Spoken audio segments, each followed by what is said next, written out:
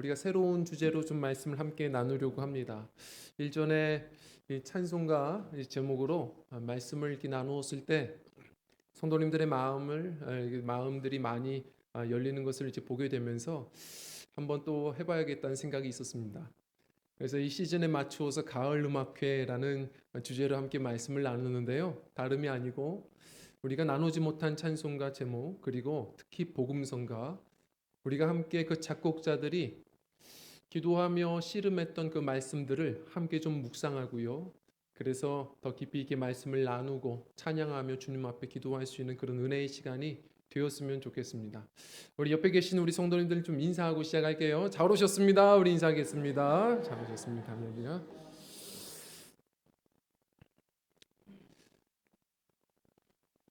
25살 때였습니다. 저는 그때 제가 원했던 것들을 그래도 많이 이루었던 때였거든요. 바랬던 이제 신학교 이제 졸업장도 이제 타게 되고, 저는 졸업이 쉽지는 않았거든요. 그리고 또 그때 맞추어서 좀 일찍 전도사 타이틀을 가지고 정식으로 사역을 이제 시작하게 되었던 것 같습니다. 그래서 이제 신학교도 졸업했고 양복을 입고 때마다 이제 설교도 하게 되는데, 그래서 많은 사람들이 볼 때에는 사역자네, 혹은 신앙 좋은 분이네, 그랬을지 모르겠지만 저는 제 자신이 알았습니다. 오래 살아왔던 세월은 아니었었는데 제 삶에서 그렇게 마음이 차가웠던 적이 없었습니다. 기쁨도 없고 제 안에 나눠줄 만한 사랑도 전혀 없었습니다. 뭔가 영혼이 피폐해지고 메마르는 것 같은데 티를 낼 수는 없고, 그냥 제 마음, 내심 다른 사람들도 그렇게 사는데 뭐 라는 생각과 변명으로 계속 도망쳤던 것 같습니다. 하나님과 거리가 많이 멀어진 것 같았습니다. 그것을 숨기면서 신앙하고 사역을 해야 되는 제 입장이 참 쉽지 않았어요. 그런데 그러는 가운데에 여름 수련회를 준비해야 되는 책임자로서 그런 순간이 왔습니다.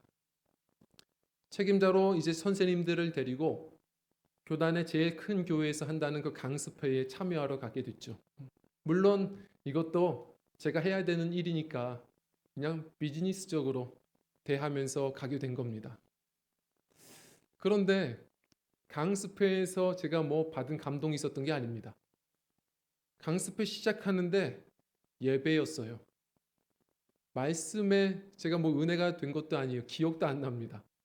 그런데 말씀 전에 찬양이 얼마나 이 위력이 있는지, 찬양을 전도사님이 부르시는데 찬양 인도를 하는데 그 준비 찬양에 그저 앉아 있다가 너무 큰 은혜를 받은 거예요.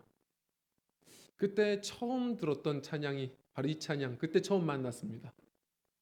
나의 안에 거하라, 나는 내 하나님이니 모든 환난 가운데 너를 지키는 자라.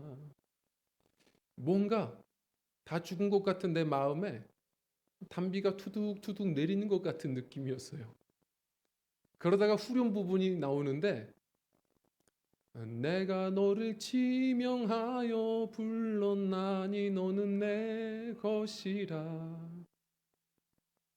너를 사랑하는 내 여호와라.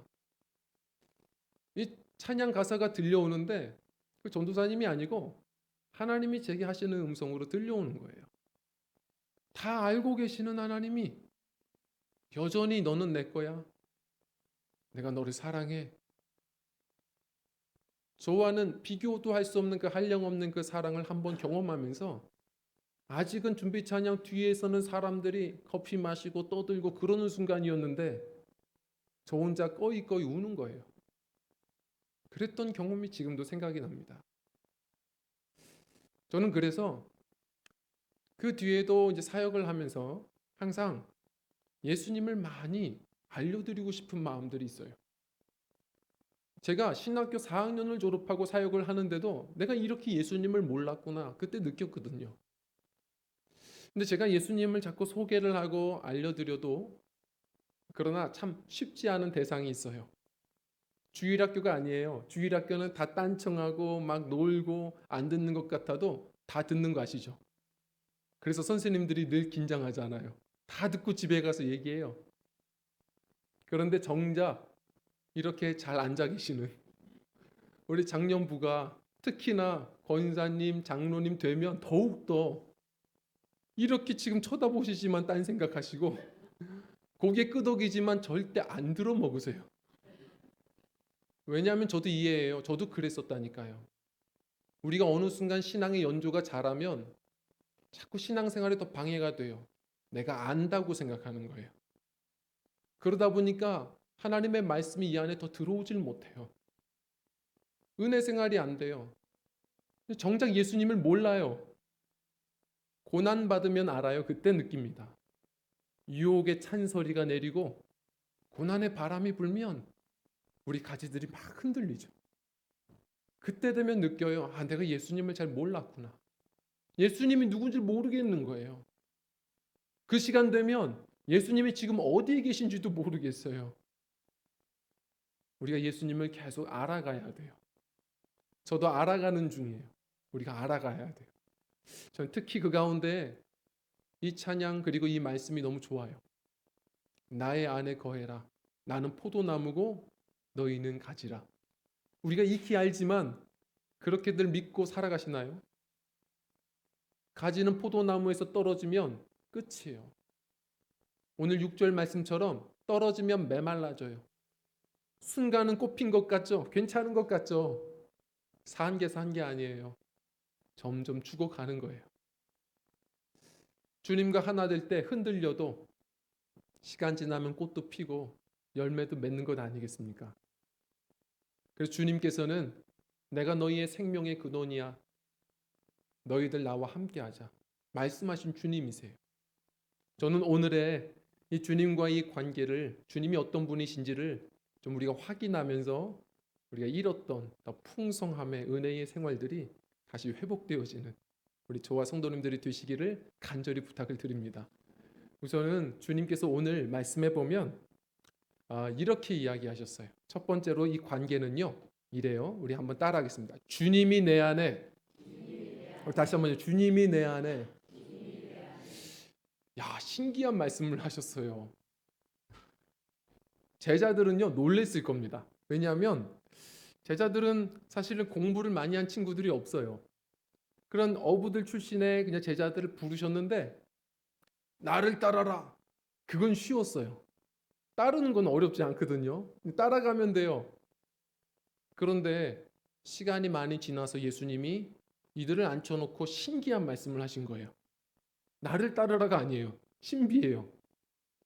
나의 안에 거해라. 내가 너희 안에 있을 거야. 이게 무슨 말이에요? 예를 들어서 제가 우리 성도님들께 제 안에 거하세요. 느끼하잖아요. 예수님이 되게 느끼한 말씀하세요. 성도님들이 저한테 목사님 제 안에 거하세요. 전 느끼해요. 싫어요. 주님이 이상한 말씀을 하세요. 우리 그 명대사 내 안에 너 있다 이야기를 오래전에 예수님이 먼저 하신 거예요. 이게 도대체 무슨 얘기를 하시나? 시간이 지나서 알았을 거예요. 예수님이 곧 십자가 지시고 부활 승천하신 다음 우리를 그대로 내버려 두지 않으시고 약속하신 대로 성령을 보내셔서 이제는 곁에 계신 예수님이 아니라 우리 안에 거하시겠다는 말씀이셨어요. 자, 그래서요 놀라운 거예요. 기독교는 놀라워요. 생각해 보셨습니까? 불교도들은 열심히 돛 닦아요. 열심히 연부를 외우지만 그렇다고 해서 그 안에 부처가 있다라고 말하진 않아요. 예를 들어서 유교에 또 심취하신 분들은 유림들은 열심히 예를 지키고 훈련하지만 공자가 그 안에 있다고 말하지 않아요. 이슬람 교도들 그렇게 코란을 외우고 살아가지만 그렇다고 마호메시 그 마음 안에 있다고 말하지 않죠. 예수님은 이 생명관계예요. 예수 믿으면 성령 안에서 너희 안에 거하시겠다는 거예요. 이래서 놀라운 거예요. 우리가 변하지 않을 수가 없어요. 느린 것 같아도 예수 믿기 시작할 때부터 우리는 이 안에서 어린아이가 모르는 것 같지만 잘하는 것처럼 우리가 예수님을 닮아가게 되고 자라가는 것이죠. 어떤 한 여자 집사님의 간증이에요. 이분이 젊었을 때 이제 똑똑한 이제 남자 이 남편과 이제 그렇게 연애를 하고 결혼에 이제 성공을 한 겁니다. 둘 다 되게 똑똑하신 분들이에요. 근데 똑똑하다 보니까 서로 똑똑한 척을 못 죽여서 잦은 싸움들이 언제부턴가 시작됐고 신혼의 위기를 맞이했어요. 안 되겠다. 이 남편분이 하면 안 되는 얘기를 했죠. 그냥 이혼하자. 우리 이렇게는 못 살겠어. 그래, 도장 찍자.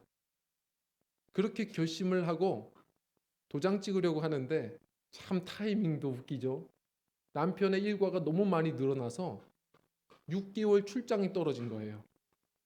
그래서 출장 다녀와서 도장 찍자.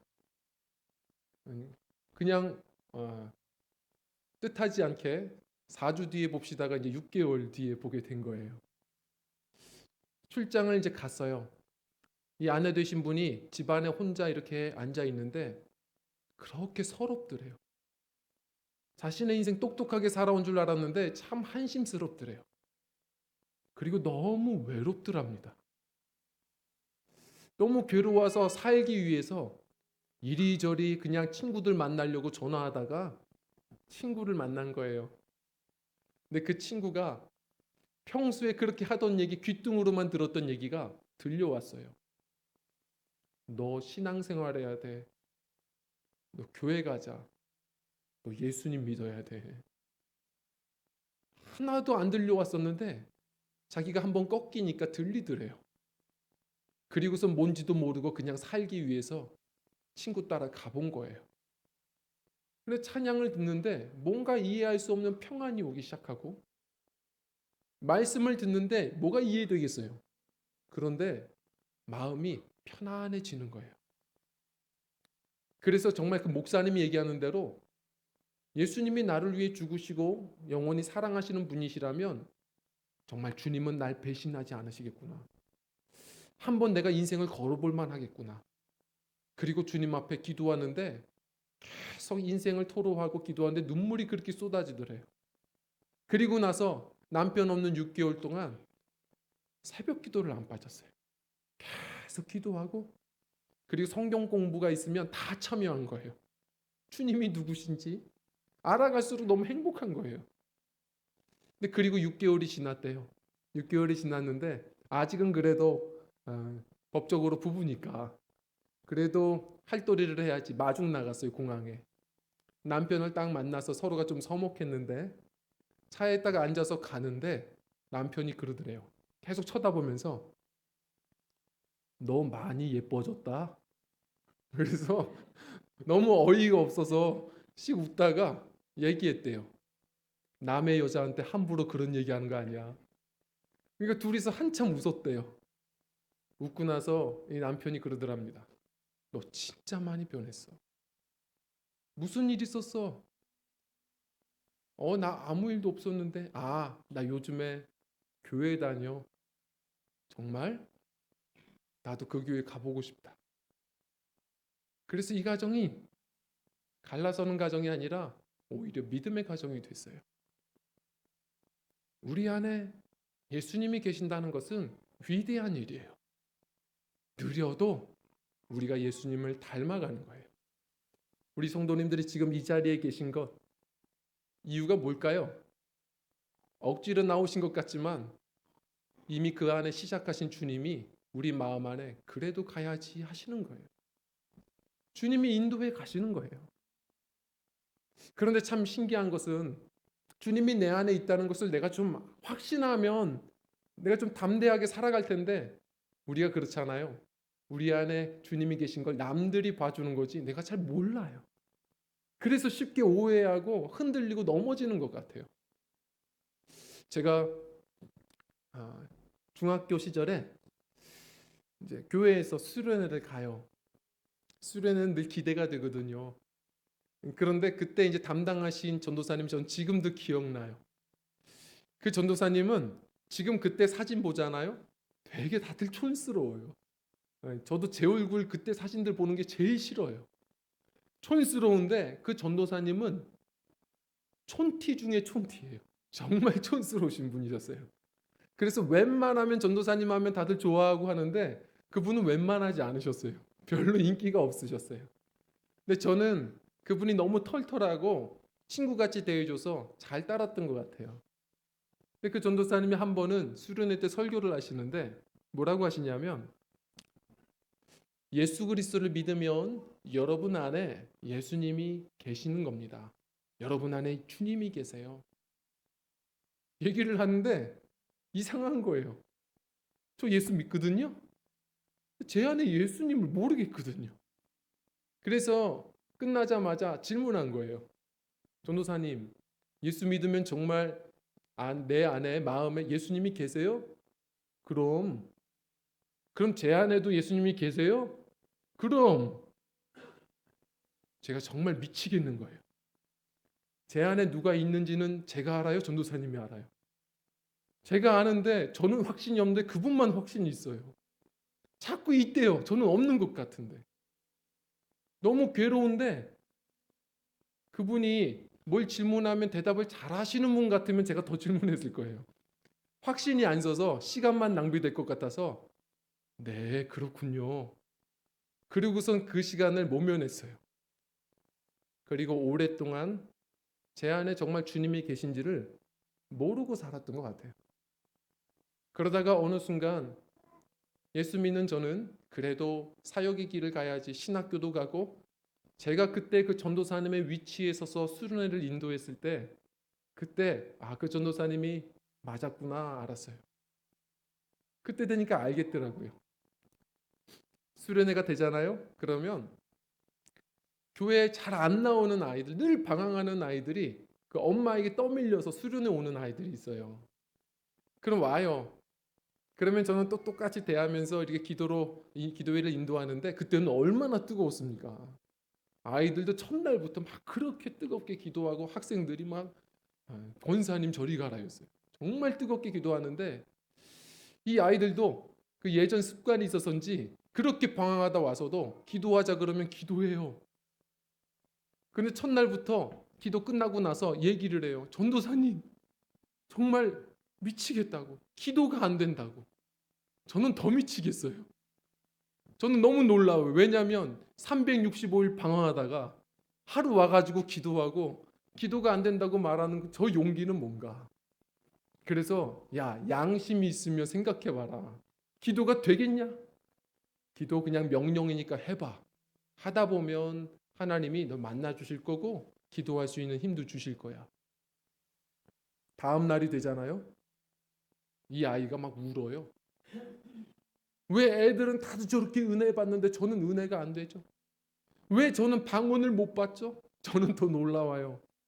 365일 방황하다가 하루 와서 기도하면서 방언 못 받는다고 얘기하는 저 용기는 뭔가 매 순간 놀라워요. 근데 그때마다 얘기하는 거예요. 생각해 보자. 주님이 너와 지금 함께 하시지 않을까? 그렇지 않아. 전도사님 볼 때에는 지금 너 주님이 함께 하셔. 너 이 수련회 어떻게 왔어? 엄마가 보내서요. 아니야. 너 그래도 반항하지 않고 왔잖아. 그리고 지금 이렇게 기도한다고 숙소에서 누워있지 않고 왔잖아. 너 기도하고 싶은 마음 누가 주셨을까? 그리고 은혜 못 받았다고 우는 거 보니까 네가 은혜 제일 많이 받았어. 야, 방언 그거 외국어도 아니고 어디다 쓰려고 그거 방언 받겠다고. 내가 볼 때에는 네가 지금 제일 은혜 받았어. 많은 분들이 몰라요. 지금 우리 성도님들의 신앙을 그 인생을 지키시는 분 성도님들 그 인생 한복판에 그리고 그 마음 안에 계시는 주님이시라는 사실을 잘 몰라요. 이 나의 안에 거하라 이 찬양을 지으신 분도 마찬가지예요. 유수영 씨 이분이 대학교 다닐 때에는 이 건반에 은사가 있어서 이걸로 한번 성공해 보겠다. 가정 형편도 쉽지 않은데 정말 열심히 훈련했나 봐요. 대학에서 자기 전공 살려서 콩쿨 대회에 나가려고 그렇게 오랫동안 피아노에 매진을 했나 봐요. 쉬지도 않고 자지도 않고 연습하는 거예요. 이 길밖에 없으니까. 늘 두려운 거예요. 근데 그러다가 하나님이 한번 건드리셨어요. 손이 안 움직여져요. 이상해서 병원에 가봤더니 과사용 증후군, 전 처음 들어봤어요. 한쪽 근육을 너무 많이 쓰니까 이 근육들이 움직여지질 않는 거예요.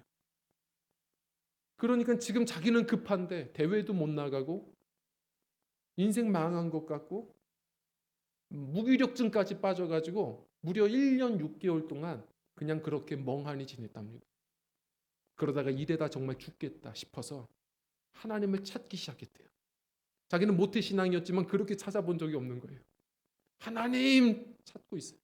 하나님을 간절히 찾는데 그 하나님이 만나 주셨어요. 그리고 그때 깨달았대요. 자기는 1년 6개월이 인생에서 멈춘 시간인 줄 알았는데 보니까 처음으로 출발한 시간이었다고. 하나님이 나를 만나 주시려고 건드리셨구나. 우리 성도님들, 지금 이 자리에 계신 분들에게 저는 강력하게 얘기할 수 있어요. 성도님들의 뜻대로만 됐으면 이 자리에 계실까요? 더 우리에게 위대한 저 영생을 선물 주시기 위해서 한 번씩은 다들 꺾여 보신 거예요. 그 인생도 그렇게 꺾이고 나서 깨달았대요. 아, 나의 인생의 주인이 정말 주님이셨구나. 내가 앞서 달렸구나. 다시 평안을 얻고 이제는 주님께서 주시는 새로운 소명을 따라 영혼을 울리는 그런 찬양 사역자로 이제는 온전하게 서게 되었다라고 얘기하시더라고요. 많은 분들이 몰라요. 예수님께서 십자가 지시고 돌아가셨다는 소식은 들었지만 부활의 소식을 못 들었던 두 제자가 엠마오로 도망가요. 성경에 보면 막 도망가는데 예수님이 안타까우셨는지 그 밤길 도망가는 길에 옆에 서서 같이 함께 하시죠. 동행하세요. 예수님인 줄 몰라요. 같이 함께 하시는데 여전히 불안하고 여전히 두려움으로 가요. 그러다가 예수님의 말씀을 한창 나중에 듣다가 예수님이 떠나시니 아, 예수님이신가 보다. 눈이 떠졌대요. 그리고 성경은 뭐라고 해요? 다시 가슴이 뜨거워졌대요. 그리고 성경은 뭐라 그래요? 다시 예루살렘으로 돌아갔답니다. 예수 그리스도를 믿으면 천국 가요. 그러나 성도님들, 그냥 믿고만 있어도 되지만 저는 지금 내 삶에, 내 안에 주님이 함께 하신다는 것을 확신하는 것은 또 다른, 질적으로 다른 신앙생활인 거예요. 안전바를 하고 롤러코스터를 타면 두려움이 아니라 설레임이거든요. 우리 인생 여기까지 인도하신 분도 주님이시고 앞으로도 우리를 예수님 닮게 하시고 그리고 우리를 아름답게 이끌어 가실 분이 주님이시라는 사실, 지금 내 안에 함께 하신다는 사실을 늘 믿으신다면, 예수 믿으신다면 확신하며 살아가시기를 주 이름으로 부탁을 드립니다. 그리고 또 하나 더 나아가셔야 돼요. 오늘 말씀은 얘기해요. 따라하겠습니다. 내가 주님 안에. 우리 4절 말씀을 한번 좀 읽어볼까요? 4절 말씀입니다. 시작. 내 안에 거하라. 나도 너희 안에 거하리라. 가지가 포도나무에 붙어있지 아니하면 스스로 열매를, 너희도 내 안에 있지 아니하면 그러하리라. 아멘. 사실 순서가 더 중요한 게 있다면 내가 주님 안에 거하는 거예요. 주님은 우리 안에 거하세요. 여기까지 멈추시면 안 돼요. 왜냐하면 많은 성도들이, 어떤 분들은 제 안에 주님이 계세요. 그건 확신하는데 거기까지만 멈추세요. 다시 말해 주님을 내 안에 모시고 쥐고 흔들려고 그래요. 내가 원하는 대로 주님을 그냥 데리고 다니려고 그래요. 우리는 주도권을 주님 앞에 온전히 드려야 돼요. 주님이 내 안에 함께 하시고 지키시지만 우리가 해야 할 일, 내가 주님 안에 거해야 돼요.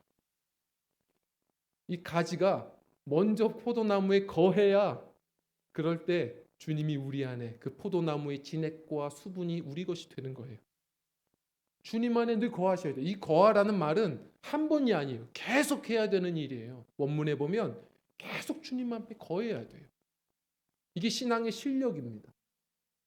생명관계예요. 거할 때 이제부터 이러한 복이 있어요. 우리 한번 볼까요? 5절 말씀 먼저 좀 읽어보겠습니다. 5절입니다. 시작.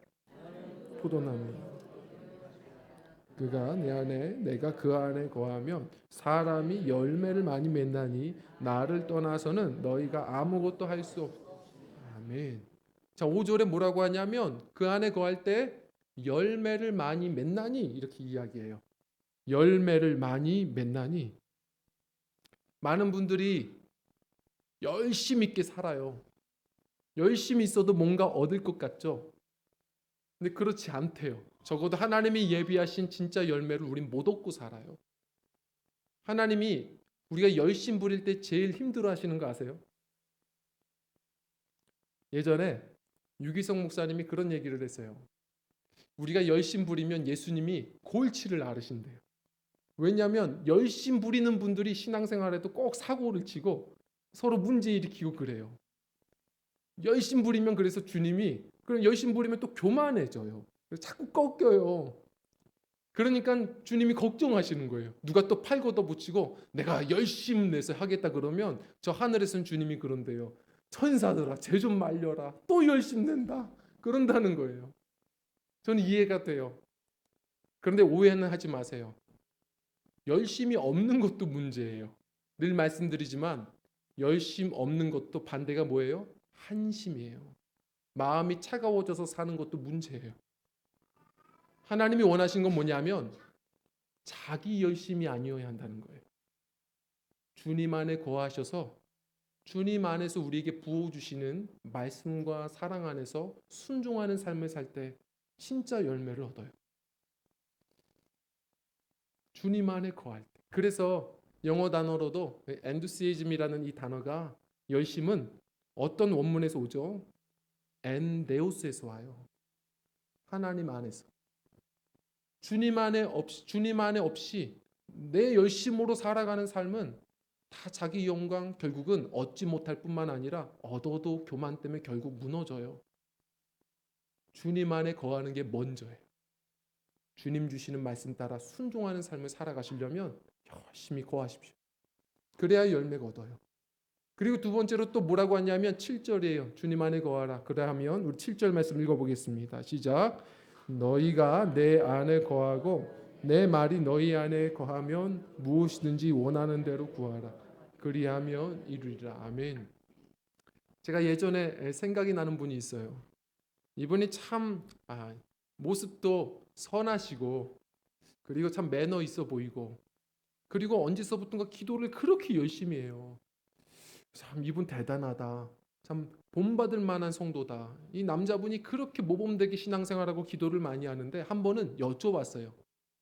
제가 함께 기도를 도와드리고 싶은데 요즘에 뭐 위에 기도하세요?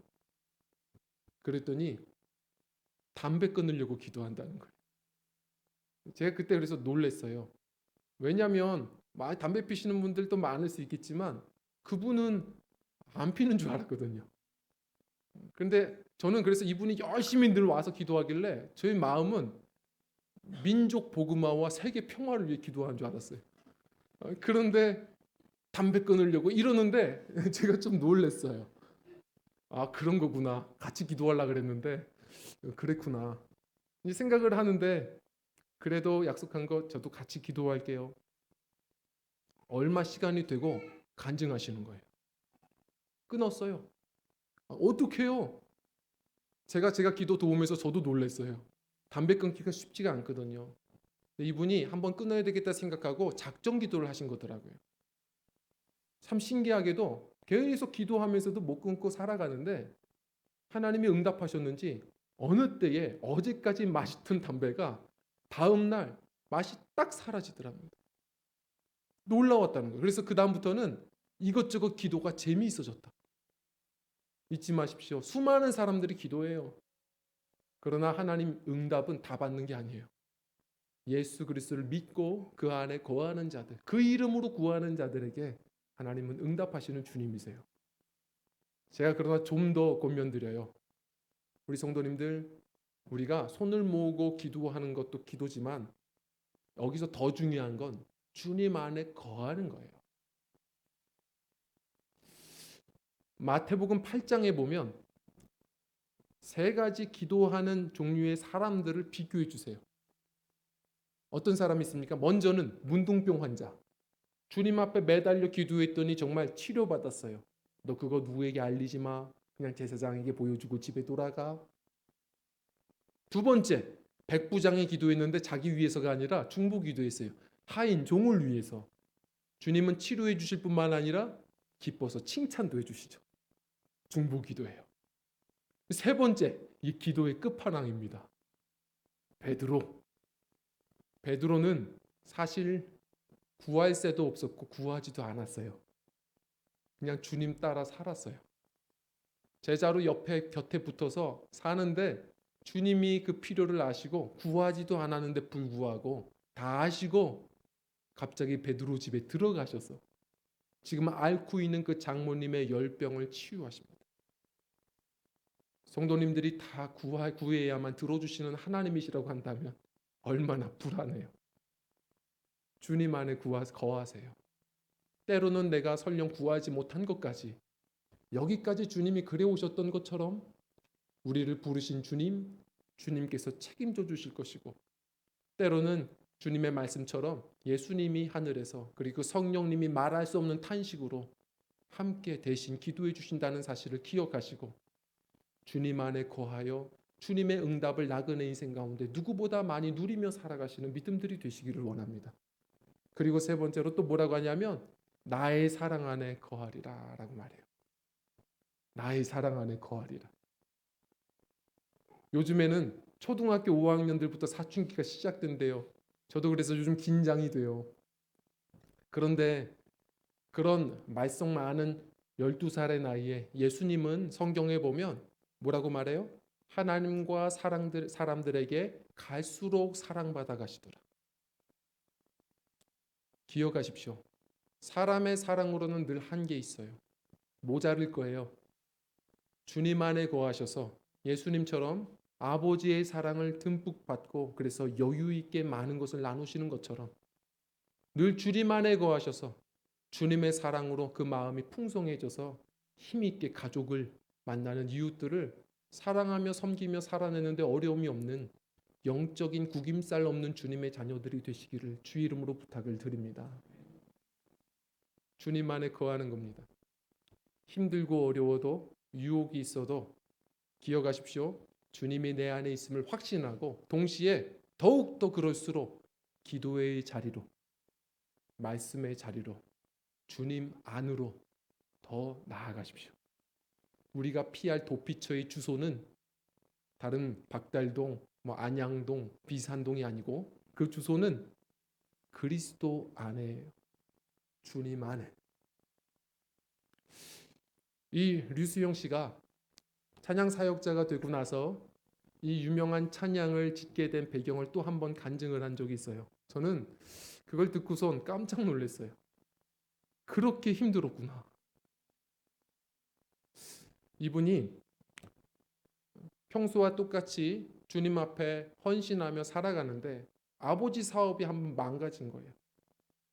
차압딱지가 막 붙기 시작하고 그렇게 집안 형편이 순간 어려워졌는데 주님께 드린 약속이 있고 주님만이 또한 나의 인생의 구주라는 것을 기억하고 믿음으로 예정대로 기도원에 올라가서 찬양 사역 집회를 다 인도했나 봐요. 그런데 전화를 받은 거예요. 그 가정 형편에 너무 놀랬는지 어머님이 자살 시도를 한 거예요. 그리고 나서 뒤늦게 병원에 가봤는데 어머님이 다행히 생명은 숨은 살아있는데 의식이 없어요. 울며 기도하고 정말로 마음이 허망해지는데 그래도 기도가 답이다. 결정하고 오히려 참 부끄러울 수도 있는 이 이야기를 단원들에게 다 얘기해서 충복기도 요청하고 기도로 씨름하기 시작했어요. 어머님이 조금 돌아와요. 조금 돌아오는데 아직도 온 몸이 치유되지는 않죠. 그나마 그래서 견디고 사는데 이 가정 형편이 이래진 게 자기 책임이라고 생각했는지 아버지가 푸념하다가 전화를 받았는데 또 아버지가 자살 시도를 한 거예요. 그냥 그 병원에 가서 땅 꺼지라 울며 하나님께 기도했어요. 이게 뭐냐? 너무 힘들다고. 하나님, 우리 아버지 데려가시면 저 어떻게 버티겠냐? 이 생명 살려달라고. 그렇게 기도하는데 하나님이 또 응답하셔서 생명이 산 거예요. 그리고 나서 조금 자신감이 생겨서 하나님, 전 여기까지가 아니라고 봅니다. 이유가 있겠죠. 그러나 분명 하나님은 치료의 하나님이심을 믿어요. 하나님, 우리 엄마 의식까지도 완전하게 회복시켜 주시고 건강하게 치유시켜 주세요. 그리고 어머님, 이제 불편한 어머님을 끌고선요 기도원으로 가서 작정 기도한 거예요. 치유 안 해주시면 저 안 내려간다. 그리고선 그렇게 다 끊고 기도만 한 거예요. 한 달쯤 됐을 때 환상을 보는데 그 성전이 전체가 그리스도의 피로 가득 차는 느낌이 들어요. 다 붉게 물드는 모습이 보여지는데 앞에 있는 십자가가 광채가 환하더랍니다. 승리했구나. 하나님이 이제 이루시겠구나. 그 믿음 가지고 어머님을 모시고 이제 집으로 돌아왔는데 너무 피곤해서 잠시 잠을 자고 일어나는데요. 달그락 소리에 깬 거예요. 깨서 나가봤더니 주방에 어머님이 스스로 혼자 일어나셔서 밀린 설거지를 하시는 겁니다. 설거지를 하는 모습을 보고 둘이서 한참 쳐다보고 놀랬다가 그렇게 부둥켜 안고 반나절을 울었대요. 그리고 엄마 치유해 주시면, 낫게 해주시면 감사 기도하러 다시 올라간다고 제가 약속했다고. 그랬더니 웃으시면서 같이 고개를 끄덕이고 같이 올라가서 하나님께 감사 기도하고 평생 주님 붙들며 살겠습니다. 그리고 내려와서 너무 그 감격이 커서 할 수 있는 게 다른 것도 없고 하나님께 감사드리려고 신디사이저를 집 안에 있는 걸 켜고 막 그냥 나오는 대로 감사 찬양을 그냥 나오는 대로 하기 시작했는데 그게 우리가 지금 부르는 나의 안에 거하라, 이 찬양이었답니다. 나의 안에 거하라. 나는 내 하나님이니 모든 환난 가운데 너를 지키는 자라. 두려워 말라. 놀라지 마라. 내가 너를 사랑하는 내 여호와입니다. 내가 너를 지명하였다. 내가 너를 여전히 사랑한다. 우리 성도님들, 우리의 삶은 예수 믿고도 1000번이 뭡니까? 10,000번도 더 흔들릴 거예요. 흔들리는 가지는 괜찮아요. 떨어지지 않으면 돼요. 우리가 매 순간 힘들고 어려워도 유혹의 서리가 내리고 고난의 바람이 불어도 내 안에 여전히 주님이 함께 하신다는 사실을 확신하시고, 그리고 오늘의 말씀처럼 더욱 주님 안에 나아가 기도하며 말씀으로 순종하는 믿음들이 되셔서 때마다 시절을 쫓아 열매 거두는 인생, 하나님의 계획하신 많은 응답을 누리는 나그네의 삶, 주님의 사랑을 충만히 누리며 나눌 수 있는 그런 외로움이 끝장난 부유한 마음의 부자들, 우리 성도님들의 신앙들, 훌륭한 가지들이 다 되시길 주의 이름으로 부탁을 드립니다. 우리 찬양하고 기도하는 시간을 갖겠습니다.